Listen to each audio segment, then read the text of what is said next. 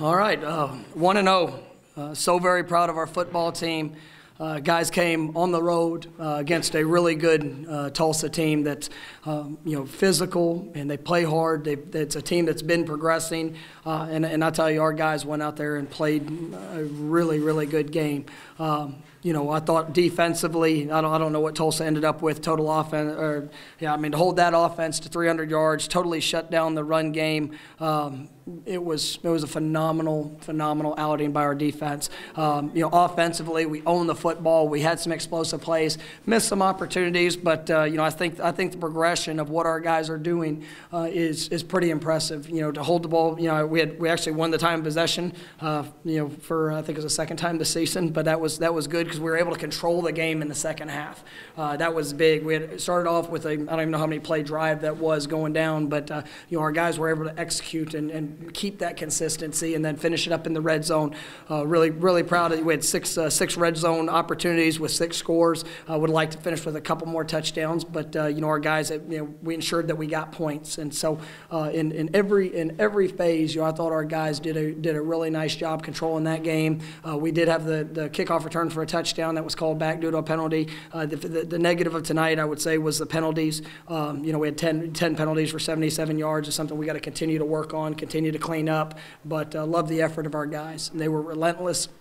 They played physical, and it was definitely good to get that one. With that defense, after those back-to-back touchdowns for Tulsa to start, they just seemed like they truly locked in. Where did you see the biggest change moving forward from there? Well, we really didn't change a whole lot. Guys just kept playing. I know that's like kind of a reoccurring theme throughout this year, but that's what we expect of our guys. We know that we're going to get team's best punch, and that was Tulsa came out, they were ready to play, and they were able to have some success. Coach Ball, defensive guys, there was no panic, nobody was worried about what had occurred. We just made sure that we were doing our job. We limited the big plays. Our defensive backs did an exceptional job. We put them in some tough situations at times with some man coverage, and being able to control those receivers. It was definitely a difficult matchup, but our guys rose to the occasion. And then just the overall physicality, that's what showed up to me, is our guys pursued the ball and did a great job.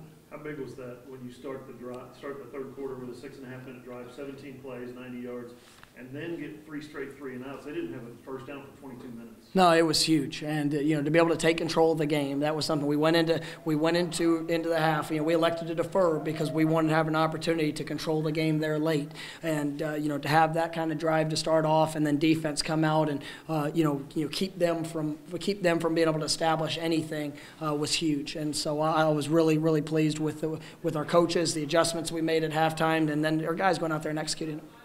Going into this bye week, 5 straight wins, how good do you feel about it, just how the team is playing right now?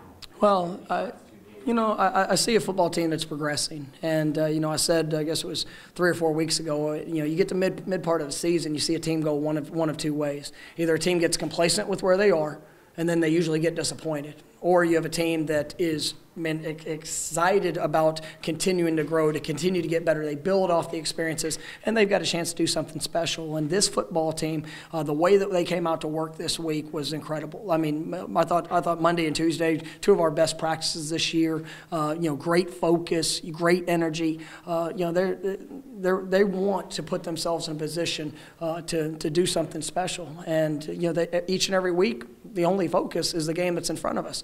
And the only way you can be prepared to win that game is to maximize every day. And that's what the kids are buying into, coaching staff's buying into, and all in all, man, that's what made tonight really special, because this was a game last year that hurt us. And it's one that throughout the off season, I know I spent a lot of time thinking about, because it was not a good night in Memphis last year when we played these guys, but to come back and respond and to win the game like that, pretty awesome. The drive to start the second half, you get the ball at the 2 and you go 3 straight running plays and go for it on 4th and goal. Is that a sign of the confidence you now have in this offensive line? I tell you, our O-line has done a really nice job, and Coach Sutterfield, Coach Dickey, everybody involved, and the tight ends, running backs, they believe in each other, and so to be able to get an opportunity to get down there and get the ball in the end zone when you're facing, it was 11 on 11, right up there.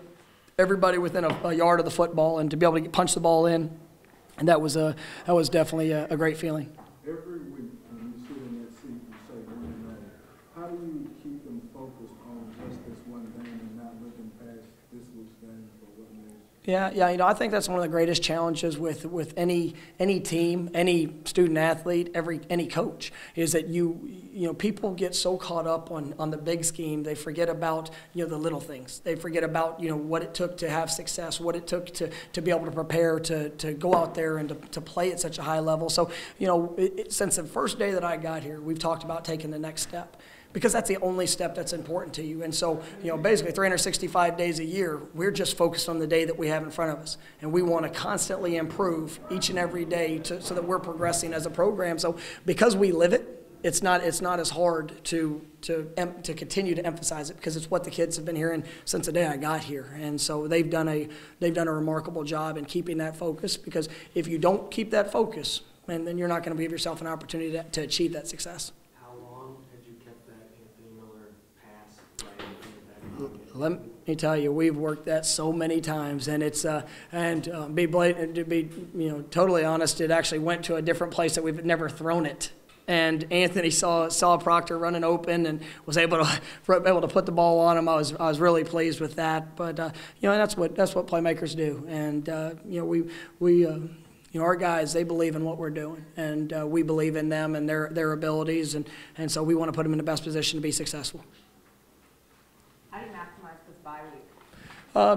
It's a work week for us. It's great. The guys are going to be able to get a little bit of rest. We'll have tomorrow off. We'll come back in and go to work Sunday. We'll get things cleaned up from the night that we need to get cleaned up, and then Tuesday, Wednesday, Thursday, we're going to get some early prep on SMU. We're going to make sure that we're focusing on our personal improvement. And if we do that, it's going to be great to get some guys feeling better and a little healthier, because that's a long stretch. We went 10 straight weeks, and we know we got a big game coming up the following week with SMU coming into town, who's another really good football team. So it's going to be a great challenge, but I'm sure our guys are going to respond the right way. All right, thank you guys.